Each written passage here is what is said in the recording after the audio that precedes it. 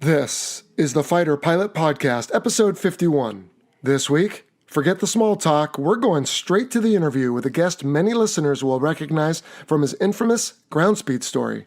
That's right, retired U.S. Air Force Major Brian Shul, author of Sled Driver and numerous other books, joins us to describe what it was like to fly the highest and fastest operational aircraft ever made, and how building a spy plane with such cutting-edge technology was possible over a half-century ago. That, to me, is the real story of the genius of this airplane, that today, as you and I are sitting here, it still holds every speed and altitude record. It isn't so much about the technology, it's about the people who had the belief and the will to make it happen.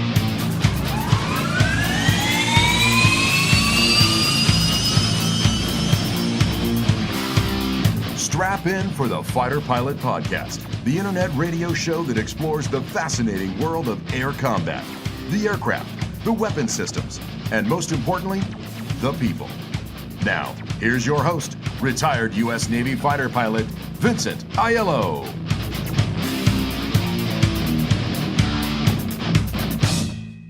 Today, the Fighter Pilot Podcast is at the Gallery 1 headquarters in downtown Marysville, California, and we are joined by a distinguished gentleman who hails from Quantico, Virginia.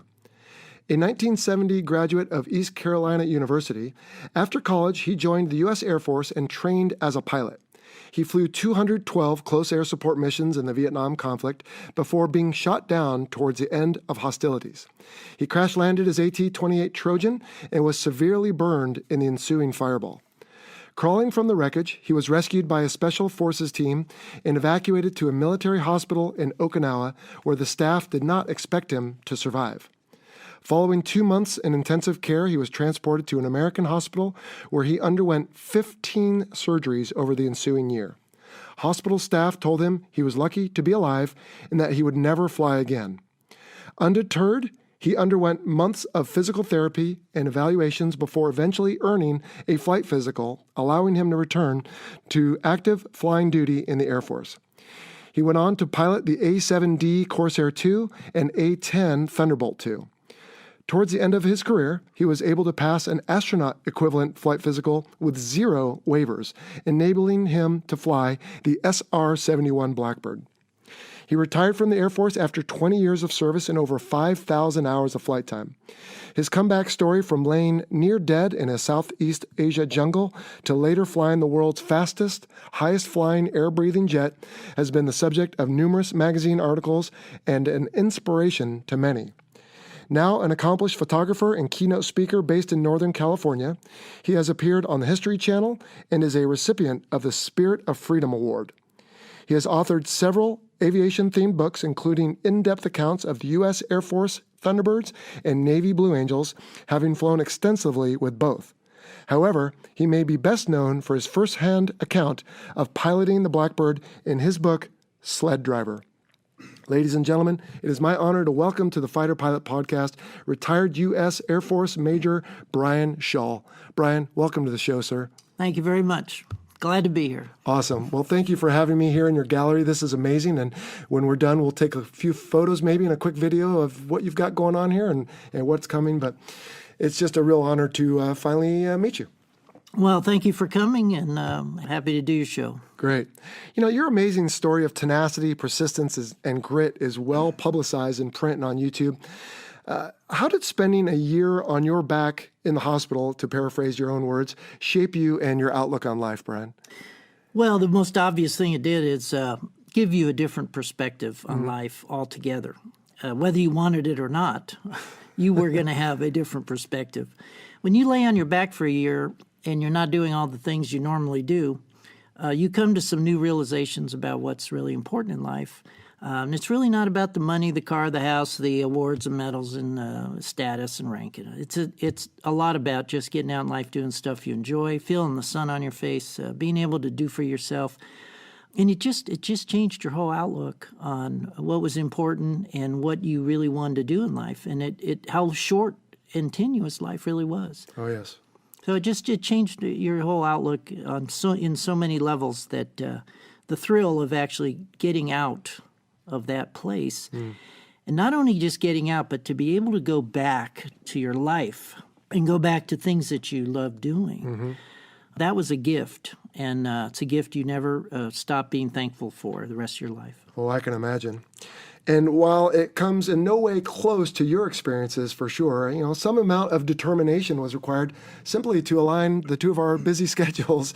I believe I reached out to you back in October, November, and here we finally are 6 months later. So, well, I'm glad we could do it. I guess my schedule gets kind of busy sometimes, but we're never too busy to welcome another fighter pilot to the gallery. Excellent. Well, it is an honor to be here. Now, as you know, we on the podcast are in the midst of an aircraft series, and we've already featured some of your other principal aircraft, namely the Warthog and the Corsair, and also the T-38, although we kind of hid that one under the F-5 as a derivative of it. So today, if it's all right, we'd like to focus on the Sled, as you call the SR-71.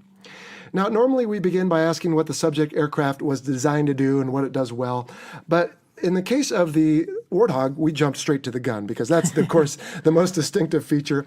And I think for the SR-71, it's probably the performance. But let's start with the variants because that kind of leads into it.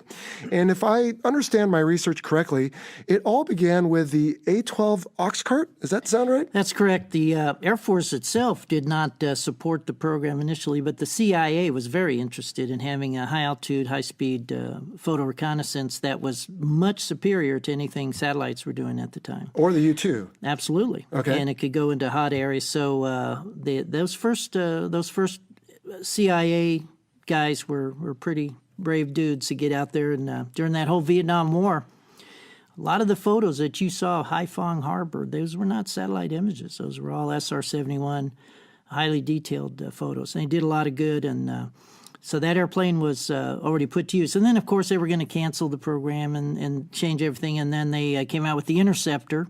So that would be the YF-12, the YF-12, right? Okay. Because the big threat back then was Russian bombers coming across the polar ice cap.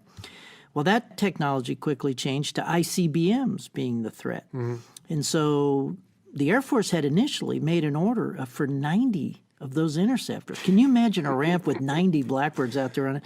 Well, they canceled the order, and Kelley Johnson said, well, you're going to want to keep track of those ICBMs, so why don't we make the airplane a little longer, put a second guy in the back seat, put sensors on it, and we'll make you a reconnaissance version. And they thought about it, and the Air Force said, give us about 35 of those. So the airplane had a life.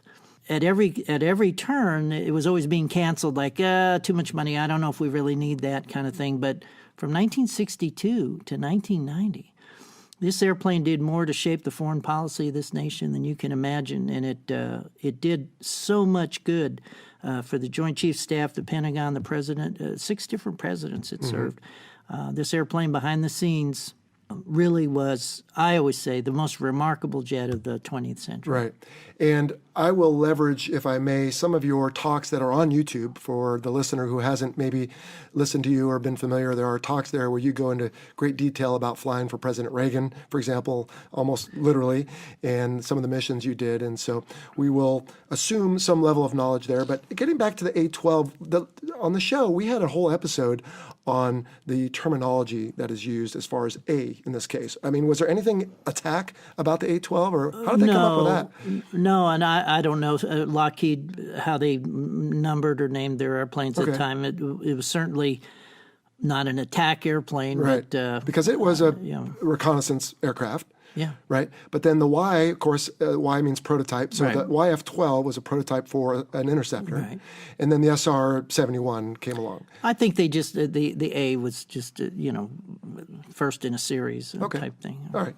And then amongst SR-71s, was there an A, B, and I think there was one C model, we had an A, B, and C. We only had one B model, and that one C model they ended up using for spare parts. It didn't really, it had the extra fin and was never really used.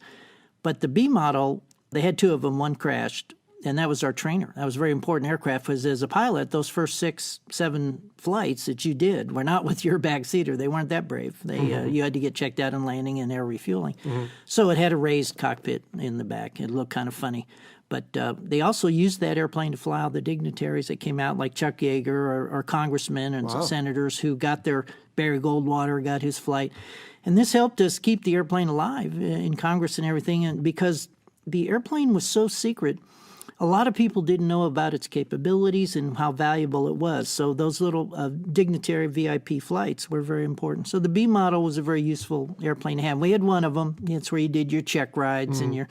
But mostly you got checked out when you were a student in training for those first landings and air refuelings. It's an interesting conundrum, isn't it, to have a secretive program that is important, but if it's so secret, how do you justify it and get the funds that you need? Well, that was a big problem. Right. Keep in mind, too, this airplane belonged to the Strategic Air Command, SAC, who totally didn't support it and didn't even like it, because they said, what does it do for us? It doesn't carry bombs. It doesn't shoot missiles. Yeah, it takes our money and our resource, and it's sucking up a lot of our tankers. Right. So we weren't even supported by the command. Most of the people in Congress and the Pentagon didn't know of its true capabilities, which were phenomenal. So yes, that was one of the things that hurt the airplane near the end when it came time to, can we save this program? Right. Was there another variant called the M21 where they were trying to do some sort of D21 drone yes, thing? I mean, there's always cats and dogs. Yeah, if you go to the Seattle Air and Space Museum, they say, this is our D21, here our M21, and people are very confused. They say, what's a Blackbird? It's an SR-7. Well, technically, it was designed to carry the D-21 drone, which thankfully we never had to deal with. They had a lot of problems with it back in the 60s, trying to get it to separate from the airplane at high Mach and everything, and it crashed one. And Kelley said, you know what, we can't afford to, these airplanes are too valuable, that's it, we'll put them on B-52s, and they did. So technically, yeah, when I go to that museum every year, and I've been there now 28 years in a row, I'm their longest running speaker, everyone always says, well, wait, that's not an SR, that's it. I go, okay, if you want to be technically correct, but basically, no, it's a Blackbird. Well, and on this show, when we talk through the variants, invariably, someone will always comment, oh, you forgot the, for example, we just had the F-16, you forgot the XFL-16 or whatever it was with the full delta wing, or the forward swept wings, or, so there's so many. No, and there wasn't that many other, I don't think you've named just about all of them. Right. And the A-12, as you stated, was a single seat, interestingly. The SR-71 ended up with the pilot, and what was the... He was called an RSO, Reconnaissance Systems Officer. All right. And a very valuable man to have back there. Oh, I can imagine. All the magic stuff. And when I look at those CIA guys flying that airplane with one seat, doing all the nav, doing everything by yourself, I would not welcome that challenge. That airplane was a handful with 2 men in it. So, I can imagine, especially at that speed and altitude. I have to think that would be fairly lonely, too. There's something to be said for having a crewman with you. Yeah, it was. Those guys were hanging it out. Oh, I can imagine. So the SR-71 then, which will be the cornerstone of our discussion today, was designed for, like you said, high-speed reconnaissance in the era of the Gary Powers fiasco, if I may use that word. And you mentioned in your speech that I observed on YouTube that it was never intended to overfly really any, at least specifically the Soviet Union, but more along its borders. Well, it could do so much, and if it wanted to overfly, it could. But the reality in life was that we already know what's going on in downtown Moscow. There's no big secret there. We have satellites but it's troop movements, tank movements, missile placements against borders, and especially with the Warsaw Pact and NATO Pact countries in those days with the Cold War.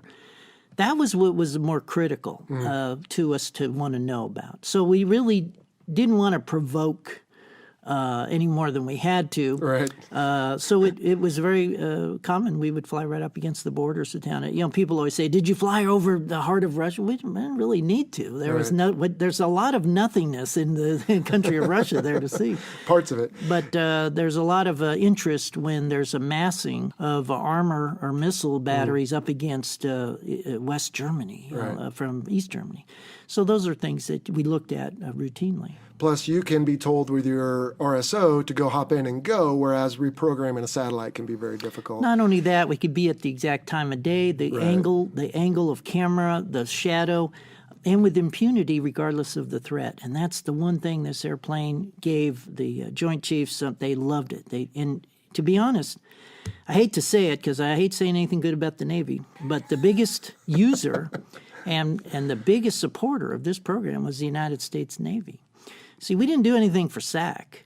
They didn't use our product, but the CIA did, the foreign policy people did, but the Navy loved that we could keep track of those nuclear submarines.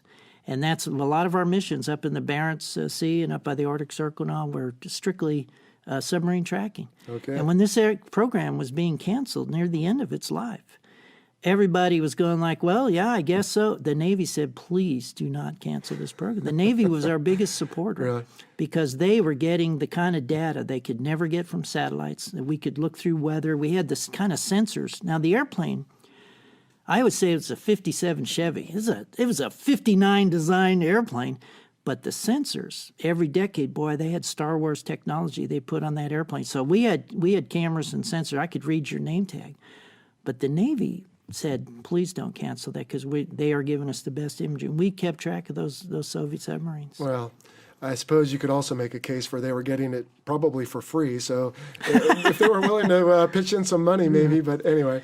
Well, they weren't providing the tanker support, which was the real Achilles heel to this jet. Because it had a specific fuel it needed, correct? JP7. JP7, and that was because of the engines and the speed. Well, let's talk about all that. I mean, how on earth... Now, I don't mean to take anything away from previous generations, but this technology in 2019 is still mind-blowing. How on earth did they come up with this 60 years ago? What should blow your mind is that in 1958, 59, 60, when they were developing this, on a slide rule, they had to invent technology to build the jet. No one had built a plane that was 85% titanium. You can't do it. It just doesn't work very well. Well, they figured out a way to. They had to figure fuel, oil, and hydraulics that could withstand 800 degrees Fahrenheit. The fuel heats up to 300 degrees in flight. They had to put nitrogen dewars in there to keep pressures in. They had to heat the cameras in the front nose to 100 degrees and keep it at a constant temperature so that the glass was at a perfect resolution for the film, the camera lenses. And I mean, there were so many bits of technology that had to be invented on the spot. I give credit to the men that Kelley Johnson had around him. It wasn't an era. It wasn't about technology. It was about people. And those people were not only dedicated and brilliant, but they rolled up their sleeves and they said, we're just going to figure out a way to do it. The same way people did on Apollo 13, the same way we put men on the moon. It's the same in every generation of people you talk about. There's always people who roll up their sleeves and say, we don't know how we're going to do it, but by God, we're going to do it. And Kelley Johnson, used to put up signs, I'll give $50 to anyone that could come up with a solution today, And the reality is it was about the people. It wasn't about, we had some super secret technology. No, we didn't. We had people that closed the door, kept the Air Force and Congress out, and said, let's figure out a way. And I just tip my hat to that. That, to me, is the real story of the genius of this airplane. Me too. That it lasted that long, and that today, as you and I are sitting here, it still holds every speed and altitude record. It isn't so much about the technology. It's about the people who had the belief and the will to make it happen. Can you touch on quickly, for those who might not be aware, who Kelley Johnson is? Well, Kelley Johnson was the genius at Lockheed, and I recommend his book, More Than My Fair Share. His autobiography is tremendous. I'm glad he was on our side. Here's a man that every airplane came out of that Lockheed stable just looked beautiful, had just great lines to it. But he was a really brilliant engineer who would not take no for an answer. And when they told him, it can't be done, Kelley, that's not how we do it. Nope, this is the technology. Then he said, we're just, every generation has those people that just says, I'm gonna figure out a way. Right. And he did. And he had a good team around him. And he had specific rules about, hey, this is how we do things here. And we don't waste time. Right. And we don't take no for an answer, and we just figure it out. Well, he set the culture and the climate in the team there, and they got it done. But to your point, no aircraft had ever been built like the SR-71 prior to that. They had to not only create the technology for the aircraft, correct me if I'm wrong, didn't they also have to design some tools just to make it? Or you can't use regular cadmium tools. You can't use regular water to wash it down. Titanium is there's a reason people don't build airplanes out of titanium. But titanium is strong, it's flexible, and it's lightweight. And we imported it all from Russia under secret guise of false companies. That's the real irony of it, is that they gave us all the titanium so we could spy on them. But it's a really difficult material to work with. And if you read The Skunk Works by Ben Rich, Kelley Johnson's number 2 guy, he says there was nothing easy about the SR-71. Everything was intimidating about it, the way it looked, the way it flew, and how hard it was to build. And yeah, some things in life aren't easy. And I think sometimes we've lost that in modern generations. They're like, well, it's just going to be hard. Let's just do it. They go, well, I want to find an easy way to do it. And that was to me there were so many great moments in the 20th century of aviation, from the Wright brothers to the moon landing. But to build an airplane like that, and it worked, and it lasted, and it was reliable, and it was a 57 Chevy. But it did the job like nothing else. To this day, it stands alone. Wow, amazing. How many hours did you end up with in the SR-71? I had almost 500 hours. You didn't fly it, maybe once or twice a week. Sure. So you weren't flying it all the time. So anything over 400 hours, you're doing pretty good. Right. The high time guys have barely 13, 14, 1,500 hours. The highest time guys. So each hour was an exciting adventure, though. And I imagine. The airplane, I always said, would humble you, excite you, and scare you simultaneously every day, at least a couple times. Dear. Yeah. And you said in one of your talks there was less than 100 pilots ever trained on it? Actually, 86 men got to fly reconnaissance missions in this jet in history. Wow. And then a handful of backseaters, sounds like. Well, 86 backseaters. So it's I meant cruise. the distinguished folks as well, the people you needed and to. And let's not slight them at all. Right. We talk a lot about the pilots and flying the jet. Okay, it did only have one stick, and yes, you were driving and everything.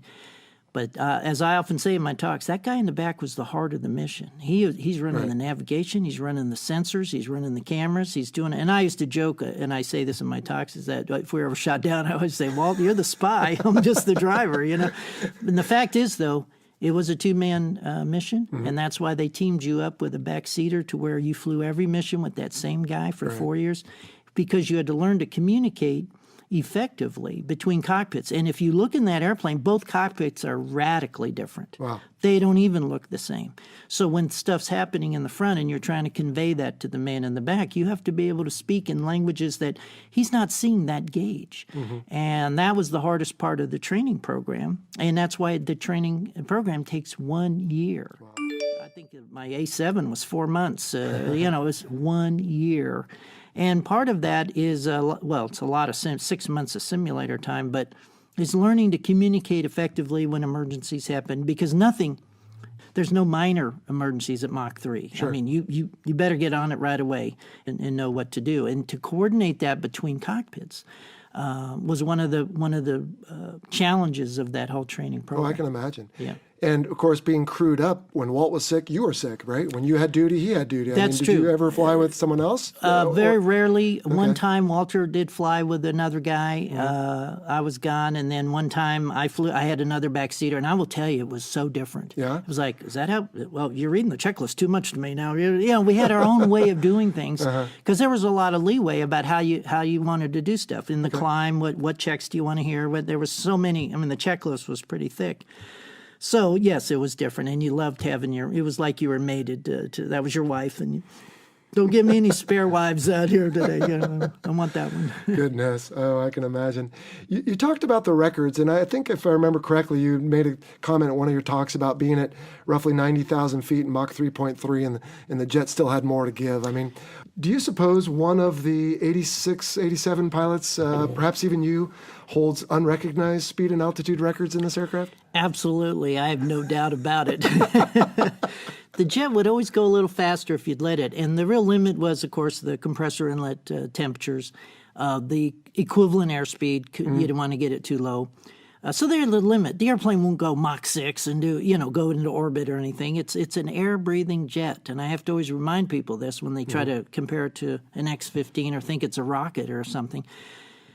But as you're flying at Mach 3.1 or 3.2 even, the jet would creep up and want to, as it got lighter, as you burn fuel down, and it would want to go faster. Many days you were pulling it back. Now, it all depends on their temperatures and everything, deviations, but we saw speeds that scared us some days. Especially when you were leaving a major landmass going over the ocean. Right as you hit the coast, you'd get what we call Mach roll, and sometimes the Mach number would be a little scary there. But the jet would just do it effortlessly. You had to kind of hold it back a little bit, like you were reining it in, like you were walking a tiger on a leash, and sometimes that tiger was going to pull you, and you have to just pull it back a little bit. But it had limits. I mean, the jet, again, people get a little fantastic with their assessments. Sure. Some scientist figured out, some engineer, I think, thought, okay, I think it would do Mach 4 at this altitude. And we all go like, none of us are going to try to ever even do something like that because you'd lose the jet, probably run out of air or over temp it or something. So you didn't want to hurt the airplane. So you didn't try to just let it go. Each mission was programmed for a certain Mach number, so those turns and that route was precise, Right. so that you had the jet right where you wanted it to be, because it's going to affect your turn radius greatly. Oh, I can and imagine. you're already taking 3 states to turn around at that speed, so you tried to fly the programmed Mach that day. And I've seen a picture in one of your talks of the cockpit. Pretty basic, old steam gauges. I mean, of course, this is F-106. Yeah. What was it actually like stick and rudder-wise to fly the SR-71? Picture an F4 with 3 bags of gas. Exactly. It's So very kinda heavy? stable, heavy, Okay. but nice, stable, very solid feel to it. A 57 Chevy, I'm telling you. It was an F4 with 3 bags of gas. All right. Nothing fancy, but it was an F-106 cockpit. It was a Century Series, and I loved it. I just that to me was what made it so classic. It made sense, round gauges, there was nothing magical. In fact, I had a better moving map display in the A7 than they had. The A7 was just way ahead of its time. Right. I could talk for hours on the I hope you had a good A7 We guy. did. Okay, because that airplane was the greatest cockpit, and let me just say that right now, ever designed, ever. But when I got in the SR, I figured, well, this must be even more high-tech. No, the moving map display was a joke compared to it didn't really do anything to help you. Guess what kind of radar we had in the jet? We didn't have any radar. Guess what kind of flaps and speed brake? We didn't have any flaps or speed brake. Guess what kind of computer helped fly there was no computer Really? to fly the jet. So it was a 57 Chevy. Wow. Now, I was there when they finally put computer in the airplane. I had to transition from analog to computer. Walter and I both had to learn both systems, which was a real pain. But the reason they did that was not to help fly the jet, but to help manage the spike movement for the unstarts. And it was very handy to have, very helpful. So it was just an augmentation, the computers, but there was no fly-by-wire, This was your basic Century Series F-106 type jet that was solid as a rock. I mean, I plowed through thunderstorms and hailstorms, and I mean, it heated up to where, guess what kind of anti-icing devices? We didn't have any. You had speed, I guess, right? Yeah. Cables and pulleys, or hydromechanical, or what actuated flight controls? It was your basic. This is a 1959 design airplane. Wow. What are you asking? They didn't even invent fly-by-wire. I just thought maybe some hydraulic assist or anything. It felt good. I mean, it was in the pattern. It's very stable, very slow. I flew. It's the biggest jet I ever flew. So to me, it was like pretty, But Squirrely in landing at all, or crosswinds? no, very solid. And it's just that you're going so darn fast that you better not make any mistakes. They usually programmed your mission to have just enough gas to shoot one approach when you came back. So your job as the pilot. People think your job was to be the spy pilot and take pictures. That was in there. Your main job was to make gas. And there's many ways to make gas on a 5-hour mission. Descending, climbing, doing all the things. Throttle technique, witchcraft, voodoo. You learn how to make gas. You did this in your F-18 when that little boat is out there in the Pacific somewhere, and you go, we're a little behind the fuel curve here. You figured out ways in the descent to adjust those nozzles, didn't you? Right. Okay, well, this SR, your mission was to make fuel. Now, I'd flown F-5s, T-38s, and all, so I'd spit for gas on those airplanes. I got in the SR at 80,000 pounds of fuel. I'm a happy camper. And Walter said, man, you are a magician with the fuel. We're like 2,000 pounds ahead of how do you do that? Hey, it's just you learn how to do that. Yeah. And if you didn't do that, you had enough gas for one approach, which brings me back to your question about landing. You better be on center line because you're at 185, 190 knots across the fence. And there's not a lot of room for correction or error. So in IFR conditions and all, and those planners would plan you back for one. It's like, hey, guys, how about planning a little pad in here? And, the numbers they're using, from your experience, the book numbers are never exactly what actually in real life happens. Right. So you'd make fuel on each mission, and I got very good at that, and that saved our life a couple of times. I came back and landed in a typhoon at Kadena in Okinawa one day, and rolled out of the ILS about 100 yards left of the runway, and said, "There's no way we're making this happen." If you'd been in A-10, of course you could have, and so we had to go around, and we had enough gas, which takes 4,000 pounds to go around, by the way. Jeez. We had enough gas to go around. Walt said, "God, you are a sky god. You made 4,000 extra pounds today." And that was, we went around, and then we stayed visual. We stayed under the cloud deck and landed in a god-awful crosswind. But, I mean, the jet was, it all goes back to your question. What was it like to fly? It was solid. It was reliable. It was a 59 Chevy, man. It was just like, it was your life, and it was just solid. Good. And, but it was big and fast and didn't do anything too quickly. Sure. So you had to think ahead in your pattern and plan. We did overhead 360 final turn patterns. Yeah, which come into the overhead? I couldn't believe it. We did, and you'd be horsing it around, sweating in that spacesuit in the summertime. Oh, gosh. It was fun. Well, so you and I understand it for sure. I just want to make sure everyone else understands that you would refuel, of course, which is where you would take on fuel several times a mission. But when you say make fuel, effectively what you mean there is when you said you had a very planned route, you also had a fuel expected burn at each route. So if you arrive at point 7 with more fuel than you expected to, well, then you have just made that fuel. And so that's a way of being more efficient. I don't want to confuse the listeners, but yes, you have throttle technique. Well, it's just like the way people drive their car. Right. I mean, if you do 75 all day and the other guy does 60, he's going to have a little more gas when he gets there. So you just have to learn the throttle positions in the climb and descents. If you're refueling 4 times on a mission, you're going to climb and descend 4 times in that mission to come back down to the tanker and slow down. Mm-hmm.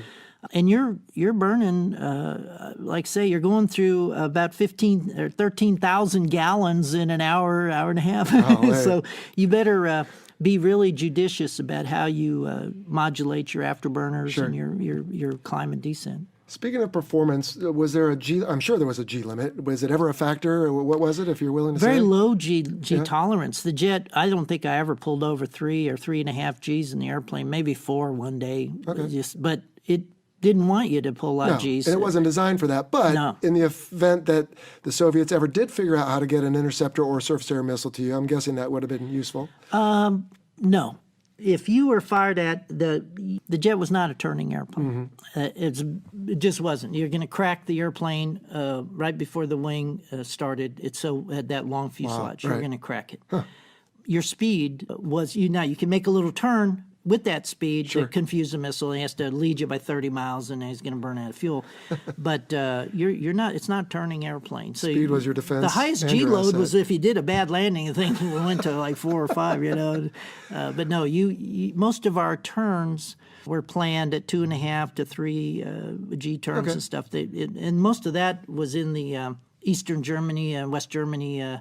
Corridors when we were doing those missions, you had to pull it back to about 2.8 Mach because you'd overshoot the. You just arc. Yeah, you're not really be able to turn that sharp at those speeds. Was there any part of your training that did any sort of low altitude flying, as far as maybe if you were needing to do a dash away from something, or no low altitude stuff? Nothing. Okay.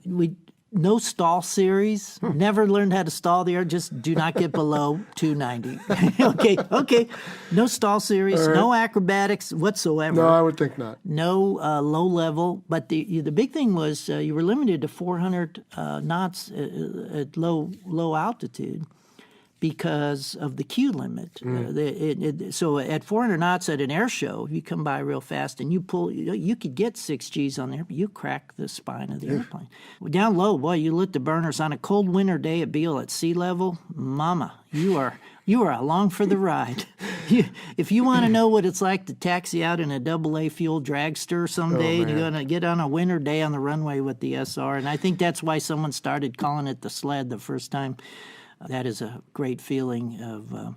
I'll just tell you, my first flight, when you do that first climb out, the first thing he says is, you better hurry up and get the gear up because it has only a 300 knot gear limiting speed. So you're going to have 400 at the end of the runway. Oh my. So you're rushing to get the gear up, and he said, pull the nose. Now we're leveling at 26,000, so you might want to start pushing the nose over at about 16. And I thought, what are you talking about, pal? I've done this before. I know how to fly. Yeah. We leveled somewhere at about 32 that day, and I missed the altitude and everything. He says, I told you. SAC departure was laughing. They'd seen it before. Yeah, they've seen that. That's right. But on a winter day, it was incredible. Was there a runway limit for minimum length? Actually, in the book, it said you could land on a 7,000-foot runway. I looked kidding. that up one day. I said, you are kidding me, man. I don't want to be doing that. But the guys actually landed in Bodo, Norway that day, big emergency coming back from the Arctic Circle. And they did. And that runway, as I recall, is not all that long. It's like 8 or something. Wow. So it can be done. Yeah. Big drag chute, 40-foot B-52 drag chute really helps. You get a good headwind. Yeah, I've turned off at the center line at Beale before on a windy headwind day. But How long is the Beale runway? well, the Beale runway is like 10.5 or 11. It was great. All right, so you've gotten off around 6 or so. Oh yeah, I've seen it happen, but boy, I'm 7. That's a big. You're coming in there pretty quick. Awesome. Brian, you said the word air shows earlier, and I've been dying to ask you this since I knew I was going to interview you. As my listener knows, my start began when I went to the Point Mugu Air Show in November of 1978. I have a picture of me leaning over an F-14, peering inside. A couple years later, we were showing up at that air show a little late because of traffic or whatever.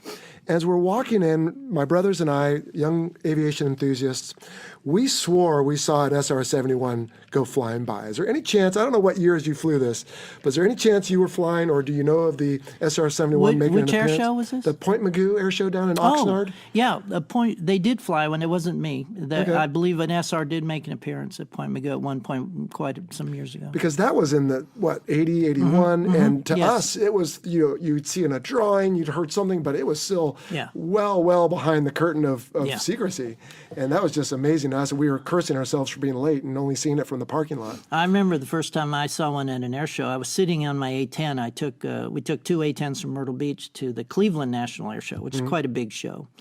And apparently an SR was at the big Montreal show. And on the way home to California, I was going to make a low pass at the Cleveland Air Show. All right. So I thought, well, I've never even seen one of these airplanes. I've vaguely heard about it. I had no intention of ever flying one at that time.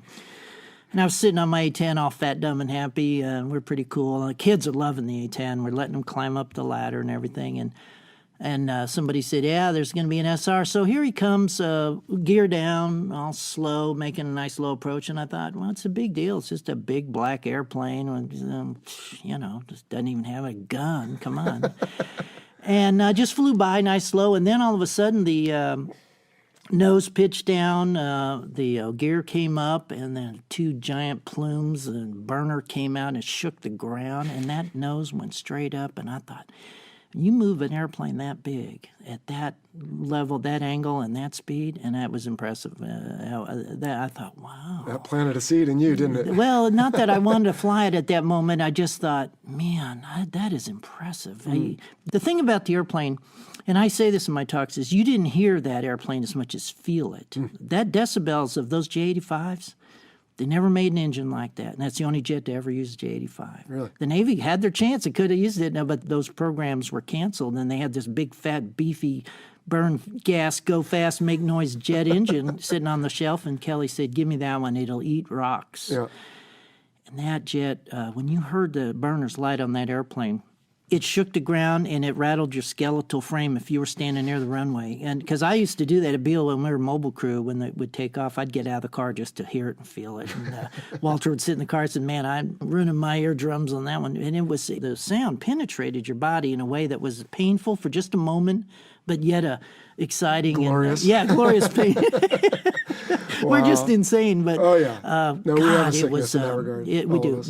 but it was a great sickness that that jet sounded like no other plane. The people who have ever heard it or seen it, they'll all agree with you and tell you that they always remember that. Say, wow, it was almost like a space shuttle launch or something, which is the only other thing that makes the ground shake like that. But it was a great sound. And it wasn't just the engine that provided the speed of the aircraft. Wasn't it also the way it was fitted into the aircraft? And what you had, like a movable spike in the front to arrange for the shock waves, for the speeds. And I mean, something like that. Let's move on. Yeah. Well, it did permit this amazing high speed for an air-breathing aircraft. So, actually, the real secret of the plane, and we could talk about this for like an hour, but I'm not an engineer and that knowledgeable. But I will tell you this: the real secret of the airplane was not the jet engine.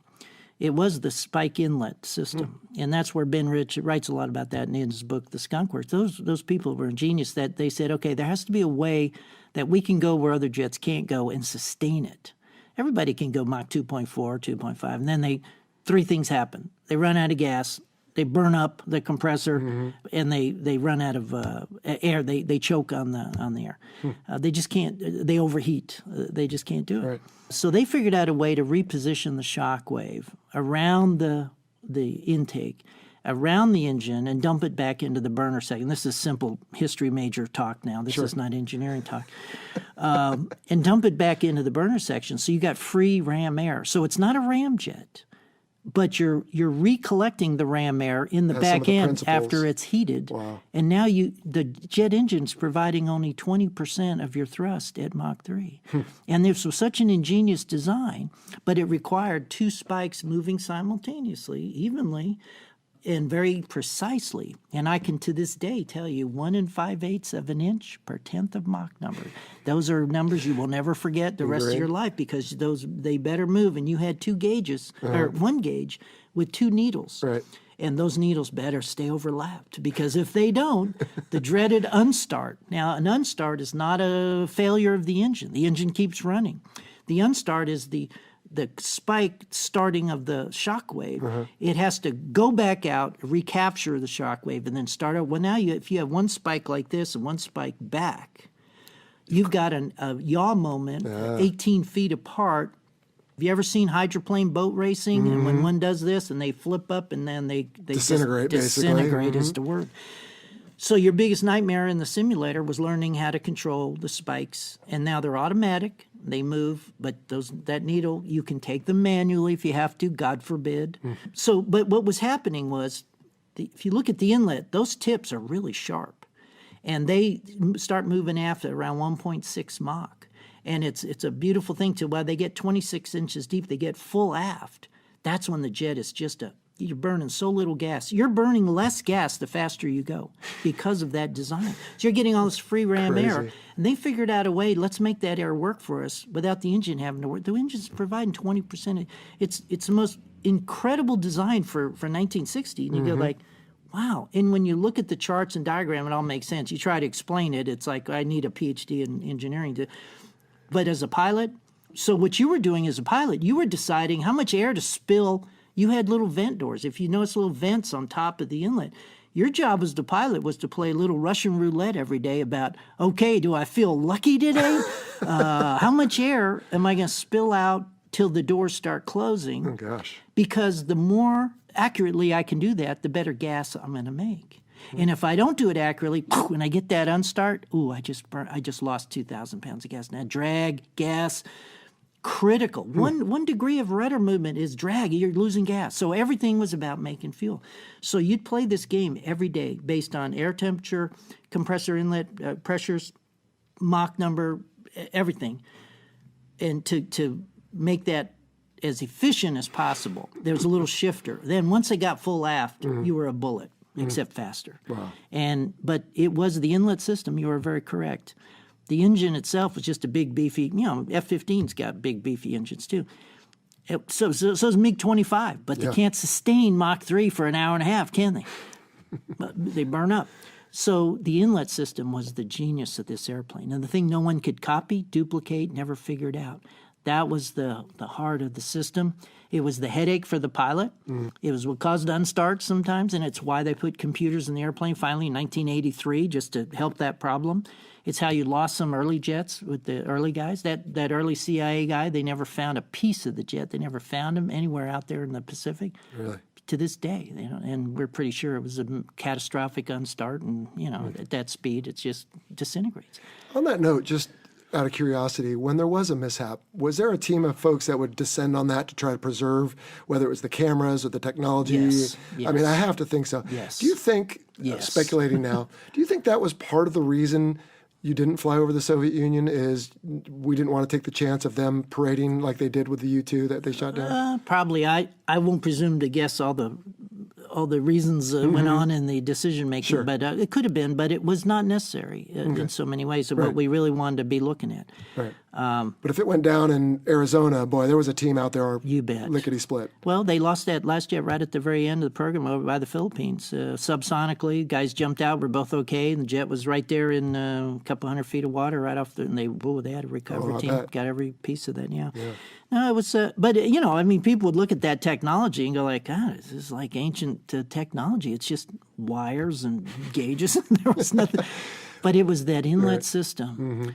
The genius of how that air was rerouted and the moving spike and, man, it was so amazing when you're going through training to see that. But then what a headache. Like, say, you had to manage it, and you got more comfortable with it as you went along. But other jets just didn't have that. You never worried about that sort of thing. But you were watching a lot of things in the cockpit of this airplane because you had to watch temperatures and pressures and fuel and the nitrogen level and the center of gravity and every little ounce of drag and the Mach number and the route and there's the next turn point already. So it was an attention-getting experience, to say the least. I can imagine. Can we talk very quickly about the flight gear? I mean, normally you strap on, you're already in a flight suit, you strap on a G suit, maybe in a harness, and off you go in your T-38, and you did a lot of that while you flew the Blackbird. But if you had, let's say, a 9 o'clock takeoff in an SR-71, what time would you show up in the equipment room, and what were you putting on? Well, it wasn't quite as bad. Everyone thought it was more like a space shuttle launch or something. You're in there 12 hours. No, it was a couple hours. So you'd go into That's still a long time, though. Well, yeah, but I mean, you'd go into the in-flight kitchen. You'd be eating your breakfast. Maintenance would come in, give you the forms, look over any problems with the jet. You'd go into the PSD room, the physiological support division, where they had all the suits, and there's guys put you in a big lazy boy chair, and they're going to suit you up. You get your long johns on. You take a little mini physical. They check your ears, any clogged up sinuses or anything. You're not going. Blood pressure. All right, you're fine. And they suit you up. Two guys are suiting you up. And then they put the helmet on. They do a pressure check, oxygen check, and all. And then you just sit there and they get on a van. They take you out playing with lazy boys on there. So it's not as bad as people think. The suit itself, was pretty self-sustaining. But then when you got to the jet and you sat in the cockpit, you had a guy on each side connecting all the oxygen and the seat kit and the straps and so you just sat there like a little queen bee while everybody was attending to all your connections. Oh, I see. That sounds pretty extravagant, actually. Well, it does, but you didn't have to show up. You got the weather, you ate your little meal, you had your maintenance debrief, and you looked over the route summary. They gave you the printout of the summary of the route and all. And you now what I did, I always drew it out on a little map I used to always carry with me. I did a smart thing when I first started. I thought, the summaries just gave you all the lat long and all the, Walter had all that stuff in there. But when you're flying at that altitude and that speed over across the United States, let's say you're going from California to Florida and back, or around Cuba and back, which was very frequent, I kind of want to know where I am in the big picture of things. Am I over Arkansas now or Utah? I'd kind of like to know in case something happens and then we got to go down.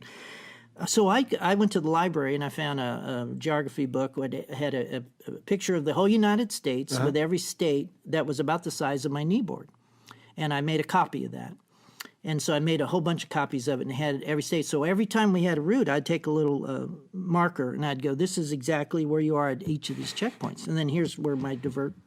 Well, that was more value to me as we're flying along, because Walt's managing every turn point, but you just can't realize how much geography you're seeing, or a lot of times you're not even looking out. You just see clouds, or you see massive geography. Yeah. And the world looks like a geography book at 85,000 feet. It's the greatest thing I ever saw. I had the privilege of seeing the Straits of Gibraltar on a clear day in a turn, and it looked just like it did in the geography book. So I used to carry a little map of the United States. A couple other guys started asking me, can I borrow your... That's great, because you can't really keep a picture of where you are based on that summary of just numbers. And that was helpful to me. And one day we did have a little emergency oil thing on one engine. We had the emergency over Idaho or somewhere. We landed in Denver, but that was the closest thing by the time you get down, So that was just for situational awareness. I just like to know where we are in the route, or here we're in that turn, or you're doing Korea and you're repositioning in the Sea of Japan now. And there's, Iwakuni now is your or Yokota. Now that's your divert. You got, okay, I can see on my little map exactly where I am now, as opposed to just darkness or nothingness.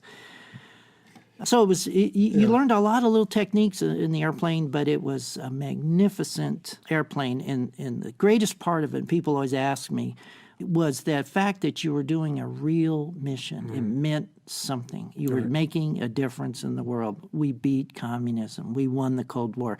We brought the Berlin Wall down. We kicked Gaddafi's butt. We kept those guys in check. And I always make a joke about this. I would say, why do you think Ronald Reagan won every SALT talk he went? Why did he get every concession every time? You thought, he's a great negotiator. We'd like to think that he showed up at those meetings and said, hey, you guys are testing those missiles, and you said you weren't going to do that. And they would go, no, Ronnie, we would never do such a thing. And he said, well, I have an 8x10 glossy black and white from Brian and Walter. It says you're a lying scumdog commie. Now, that's a loose translation, but the fact is, we knew that what we were doing was real, had consequence, and made difference. And as you know, you train for so many years, training. Then you're an instructor. You're training for a battle that it never comes, maybe, or you rarely get to really go do your craft.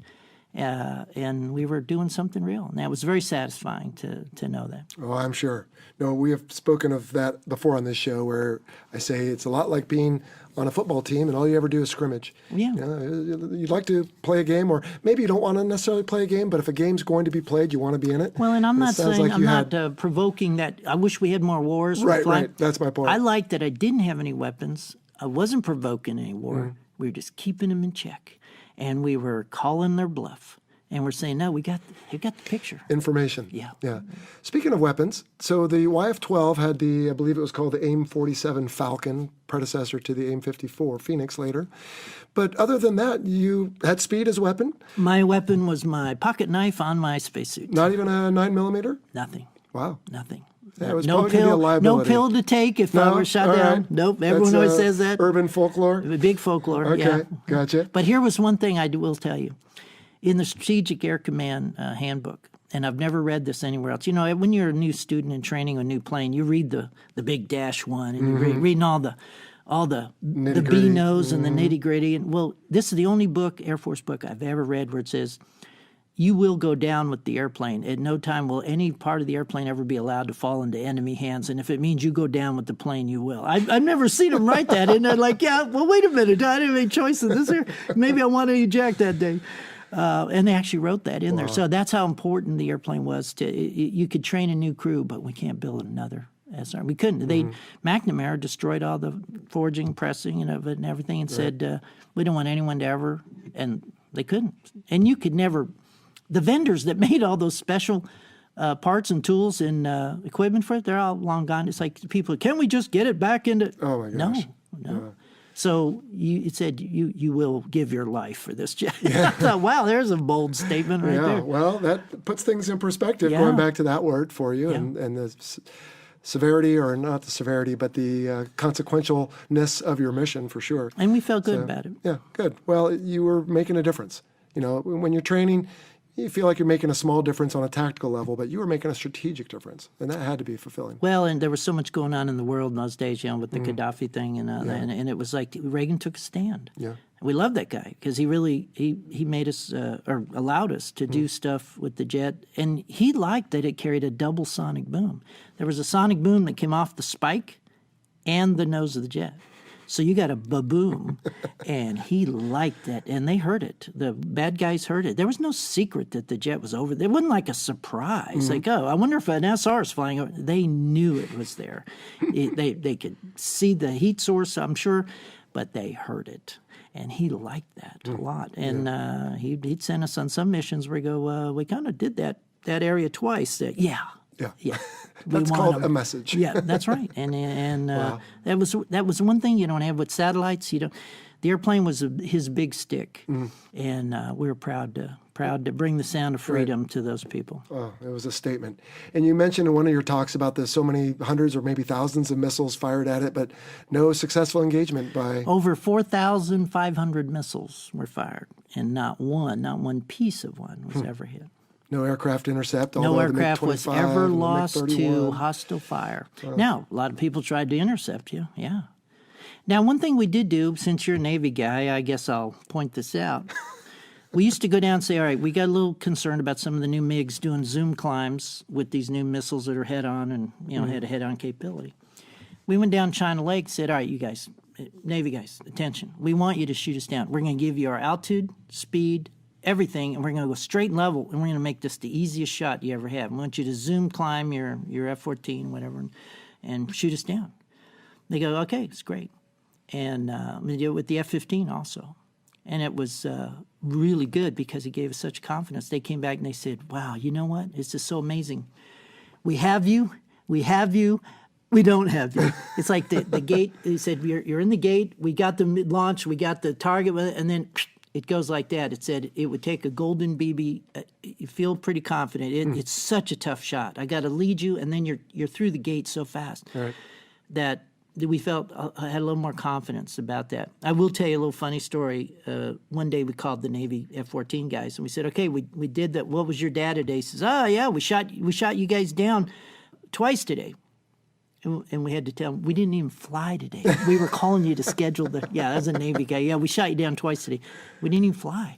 So that was typical Navy guy. Never let the truth get in the way of a good story, right? But it gave us a little confidence because if you notice, the newer SRs had the little dimples on the nose. Yeah. ECM, electronic countermeasures for those exact new head-on capability for the Russian MiGs. And so the old SRs had a nice smooth chine there in the front. We had the little dimples to give us a little extra. And sometimes they would go off. We'd see, people were out there. They were trying. Yeah, they're scrambling just to say, I scrambled against the blackbird, and I fell out of the sky out of gas and ideas. They can get a patch that says so many thousand scrambles, but no engagements. So probably no need for any chaff or flares or any countermeasures, towed decoys or anything else. Your weapon was speed. Yep, awesome. All right. How about strengths and weaknesses? I mean, I know we've talked about the speed as a strength. Was there any, old technology, but still cutting edge and amazing? It's just one of the questions we ask on our aircraft series. But from your point of view as the pilot, I think we've talked about the strengths. Any weaknesses that you just wish, gosh, if they would have just fixed this? Well, you always... for example, did it have autopilot? Oh, yeah. It had, it's an F-101 Voodoo ancient just autopilot. Taken out of the one airplane and put in the other? But it did very well when it was mated to the ANS. Now, we did have an R2D. ANS? The ANS was an astro inertial nav system. Oh, okay. Walter could track about 300 stars in broad daylight. Wow. In blue sky, that thing is tracking. Now, that's the only part of the airplane that still has some sort of secrecy to it. And don't worry, I don't know enough about it. You could torture me all day, and I couldn't tell you. But I could tell you this. That was the most accurate nav system ever. And it was like R2-D2. They literally put it back. It's like a third crew member back behind the guy, and they lifted it. It looked like R2-D2. And that system was phenomenal. But I would have liked to have had a good radar or some, another gauge or two. But, when you say weaknesses, I can't, none come to mind because you thought, when you're driving your 57 Chevy, you say, this is the way it should be. So you That's don't right. see anything that, well, of course, I want the new cars are more comfortable and all, but you don't Yeah. think about that Right. because you don't want it to be a new No, car. it's not going to drive like a Maserati. It So isn't a how dare Maserati. you ask that question? No, it couldn't turn, and it was it had a lot of old wiring and things. And but I've never even thought of a weakness there. I don't know an answer to that question because when you flew it, it was so reliable, and you had the greatest engines ever made in the world, and it just did what it did so well that you didn't say, boy, if we only had. I've never thought that. Right. No. You just, every jet you ever flew, you say, God, if I just had a little more thrust. Oh, yeah. I never said that. The only I'll tell you the one bad thing, it's Okay. not even about the airplane. It's the damn tankers couldn't go faster to help us stay on the boom. I think it's a weakness of the tankers. They should go faster. It's not our weakness. The jet was That's awesome. at heavyweight and 25,000 feet and slowing to 300 knots. It didn't like it at all. But that's not a weakness. It's the It's a tankers. trade-off. The Yeah. tankers' weakness. Strengths, obviously, reliable, speed, built by people with integrity. It said we're going to make it work and last. Right. And I talked to Bob Gillen at length. I had many meetings with him, the first guy to fly one, and he said, "Yeah, I had him make the seat bigger. I had him do the cockpit because he said I didn't." And they did. They changed what he said. So I mean. No one's ever even asked that question. To be honest, I can't even. I don't have a good answer to say what was it really you'd change in the plane because you just became one with you loved it so much. Would you change your 57 Chevy? No, it's just perfect the way it is because it's not perfect, but it's it. Right. No, that's It's a good really answer. hard. I've never been asked that, and that's a good question. But you could always find some little. I'm sure there's sure. some guy be a technical thing. Yeah. Look at me. I want a better radar map display or something. I want a better electronics or something. But no, it was. No, it's good. It's one of the questions we always ask. That way Imagine for an every- airplane built in 1960 that was flying in 1990. That it still was unparalleled. Right. Really. Yeah, then they brought it back for a couple of years, right? Well, they tried to bring it back, Okay. and everybody said, this is great because we really need it. And they went to all the theater commanders in Europe and said, who wants SR-71 missions? And every guy raised their I was hand. going to say. And they said, who's going to supply the tanker support? And everyone put their hand down. And they never flew a mission. That was the Achilles heel of this jet.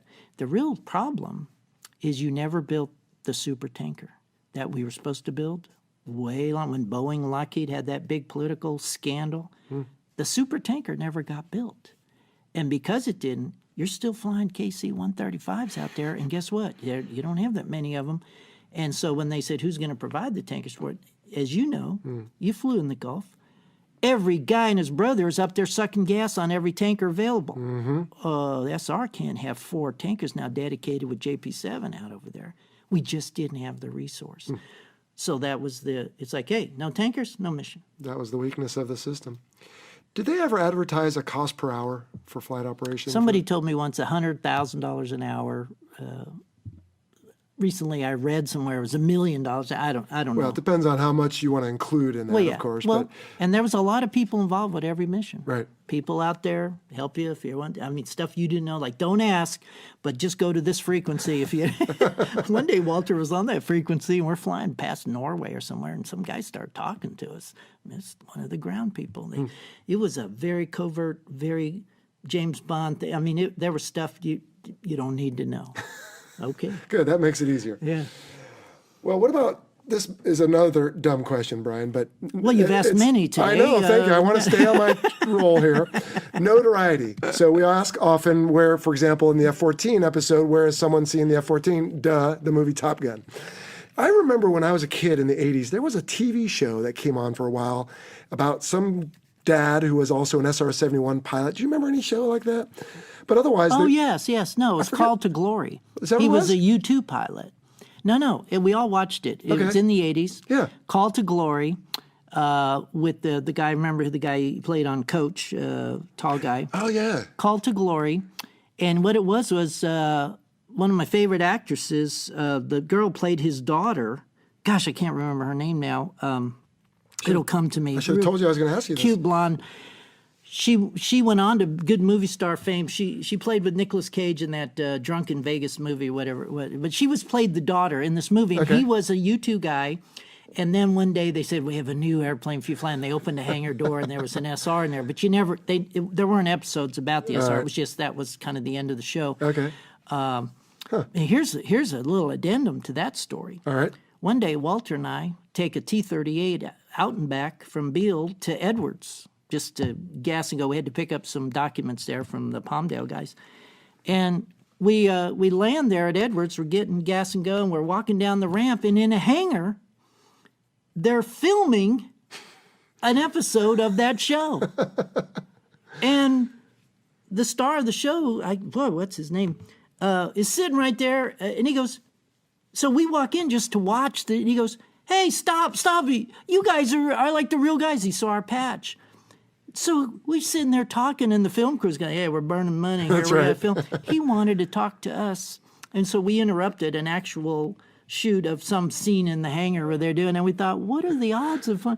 So yeah, Call to Glory, it was kind of a cute. Otherwise, of course, you are making it popular, and it's just a very recognizable airplane anyway. But I can't think of too many movies that it's been in, or not much in the news. It's maybe back in those days. Well, you remember when Clint Eastwood landed the secret the Firefox. Firefox, Yes. that was sort of like an SR type airplane. That's right. That airplane would still be rolling on the ice cap, by the way. It would never have stopped. I'm just telling you, it's still rolling. That's right. In the movie Daryl about the computer kid, they had an SR. He jumped in the back seat of an SR and flew. And I only know this because people tell me all these All things. right, sure. They go, "Did you see that?" Yeah. But no, it's. I think Hollywood tries to use the shape, and some of the Star Wars jets are kind of similar shaped. Yeah. It's got a very unique, beautiful, elegant shape to it. I mean, gosh, yes. the airplane is just like pointy. But it's elegant. There's an elegance to the airplane, and it looks different from every angle. Oh, yes. And as a guy that was in love with photographing it, I just was marveled at how each picture gave it a different personality and looked different. And some was just the mighty beast, and some it was just this razor sharp dagger of danger, and others it was just a big airplane, get out of my way, the Enterprise, But so it had a personality, and that's another thing. They had to hand build each of these jets. Wow. So each one flew a little bit different. Each one had a personality. And you only flew maybe a dozen tail numbers. You got to know each jet. One was always a little slower, one was a little faster, one was squirrely on the tanker, one flew a little crooked. You got to know each little personality. Well, if you had, back to your 57 Chevy, if you had 5 of those in the garage, I'm sure they would all each drive a little different, especially if they were original and not all restored. So.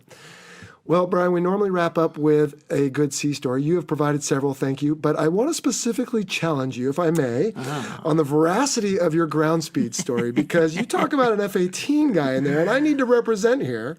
So, come on, is this embellished? Because I do believe never let the truth get in the way of a good story. But then again, you do advertise this talk and this story. Here's why I use that F-18 guy there, which is absolutely the truth. Okay. Absolutely true, because he thought he was so cool. And if he hadn't have talked with that cool Top Gun swagger, I might have let it go. And here's why. One day, the part of the story I don't tell you happened way afterwards. I'm driving through Death Valley in my old Toyota 4Runner. Me and my brother, he's sleeping in the back. We're going to Colorado, visit my folks for Christmas. There's not a soul on that road. And you know how lonely that road is. It's just a long, nothing road out there. And we're the only truck down there. And we're just driving along. And all of a sudden, I'm about to have a heart attack.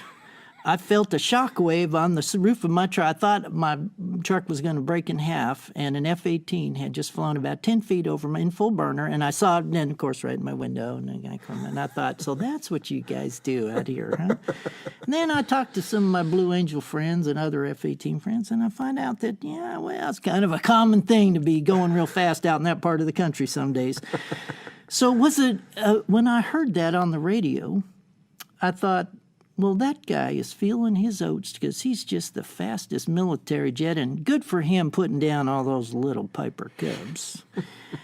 But Bud, I think this is just not your day. And Well, as the story goes, it was you were reaching for the microphone, but Walt beat you to it. well, Walt, my man, who I love dearly, he came through. We became a crew at that moment. And I made him famous with that story. Walt and I recently just did a show together, and I said, "Here's the man who." And I love telling the story with Walt there because he's so humble and he's so quiet usually. But the greatest thrill I had as an addendum to this story, and it is a true story, All right. is I spoke at the air traffic controllers meeting, big meeting they have once a year in Vegas last year. 1,500 of these people there. Absolutely wonderful. Now, every guy in that audience knows that story. And every guy in that audience said, he better tell that story today. So when I got up there, I did my whole talk. They gave me an hour and a half. And at the end, I said, we have some unfinished business here. And they just all roared. They wanted to hear it. So I told them the story, and what I learned from those guys is that in the real story, what really happened is the controller took a extra long time to come back with the numbers because he and I thought, well, why wouldn't it just be on your? And they said, well, you have to remember our scopes, they only go to 999 knots. So he was interpolating the seeing you go from sector to sector. So he had to do some quick. That's why he tried to be so precise. 1,987. Yeah, it's like, oh, what, really? They said he was probably plus or minus 50 knots, but they said that's why, and they just loved it. And guys came up to me and said, I was there. I was there the day. I wasn't at the console, but the guy told me. He said, I was there that day. I remember that. And I go like, wow, thanks for validating. I mean, people thought I made this story up. It's like, geez. I was skeptical, I'll be honest, but after I was buzzed in my truck and almost killed, I could have been killed.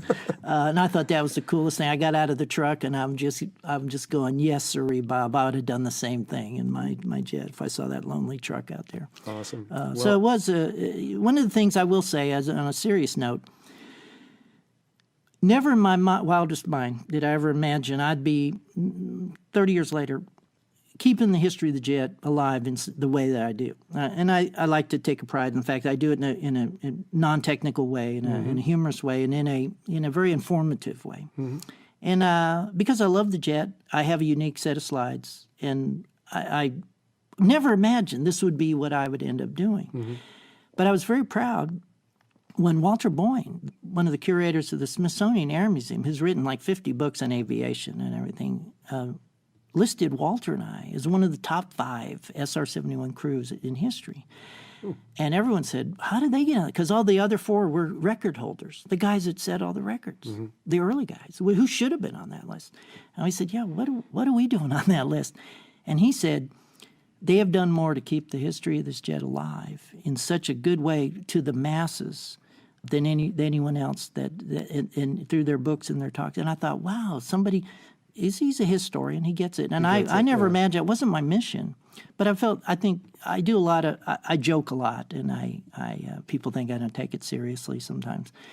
But that to me was probably one of the nicest honors of recognition you could ever receive, that someone appreciated what has happened. It just sort of happened. So I like to use humor in my talks, and I like to make it palatable to the masses. They don't want too much technical talk, but the jet was magnificent in its technical challenges. But I'm very proud of that. That I never imagined that would be my role or something I would end up doing. I'm an introvert at heart. I never thought I'd be up on stage doing that.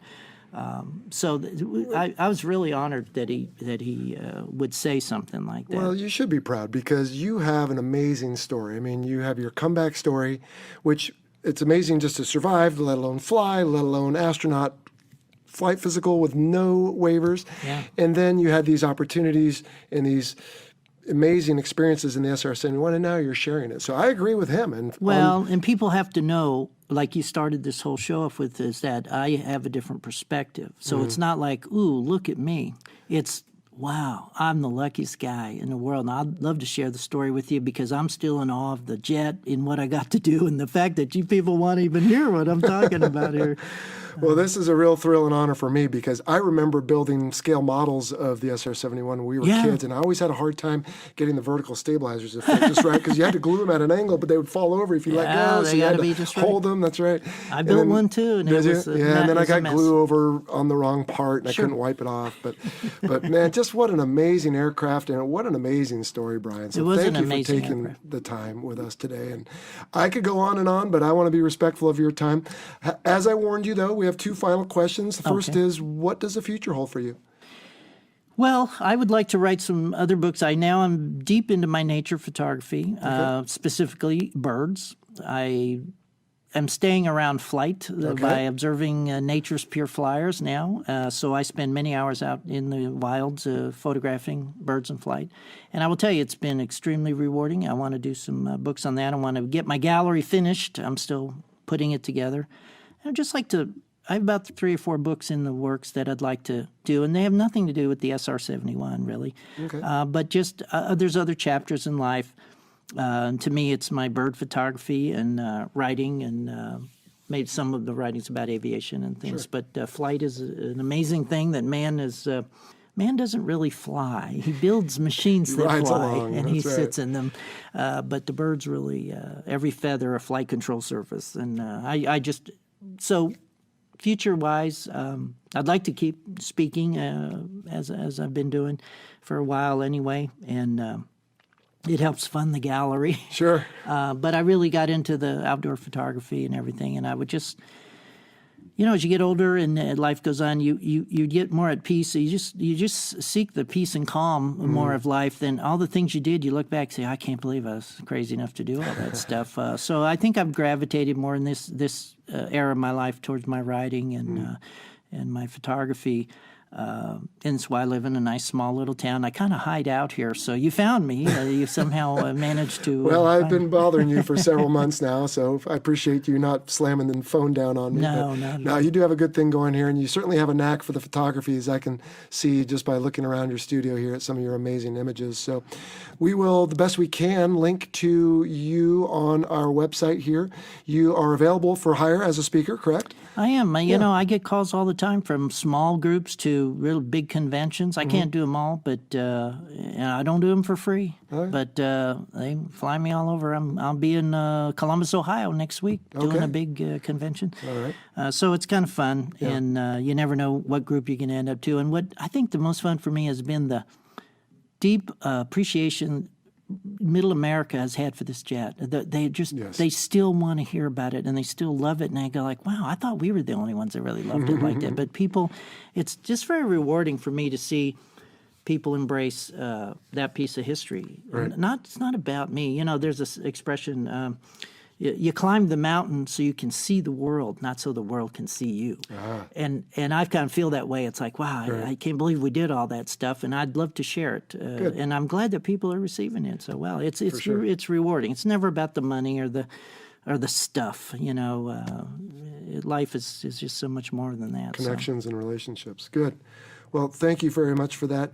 One final question. I don't even know if you have a call sign or what it is, but do you have a call sign? Can you share it? My call sign was Punchy. And, Punchy? All right. It's a long story, and I don't think we have time today. All right. Well, you can be our second guest to defer if you'd like. But, Brian, this has just been an amazing childhood dream for me to fulfill, to be able to come and speak to a real sled driver about the SR-71. We loved it as kids. I still love it. And you have an amazing story, and you share it, and that is a gift to many. So I want to thank you for your time. I want to thank you for your 20 years of service. And thanks for having me up here today. Oh, hey, it was my pleasure, really. I hope your audience enjoys it. Once again, a big thank you to Brian Shul for coming on the show and realizing my childhood dream, as I said in the interview, to learn so much more about the SR-71, and who better to hear it from than him. If you want to see more of what Brian Shul is up to, head on over to his website. It's gallery1publishing.com, and there you can check out his books and his artwork. And again, thanks for having me up, Brian. All right, well, it's just me this week, and we don't once again have time for listener questions, but we do want to make a couple announcements. One is that last week we had a new behind-the-scenes video air on our YouTube channel. Fighter Pilot Podcast Episode 7, Andy Mariner, callsign Grand, returned to walk us through a video from our friends at Hornet Vids on shipboard FA-18 pre-flight and startup procedures. So go check it out and let us know what you think. Also, our Patreon page will be getting a facelift and restructuring effective August 1st, 2019. So look for more details on that on the next episode and on Patreon itself.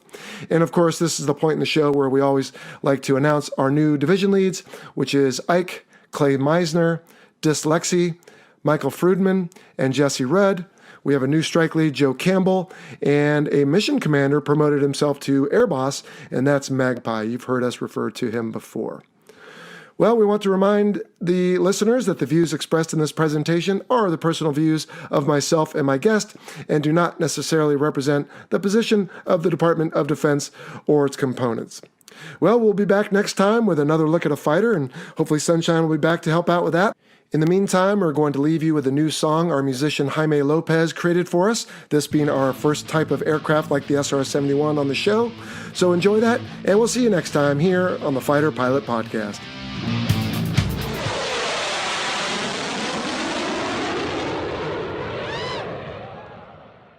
Elizabeth Shue. Oh, We were all in love with her. She was a yeah. teenager. She was the daughter in the TV show. She was in Cocktail with Tom Cruise. Yes. All right.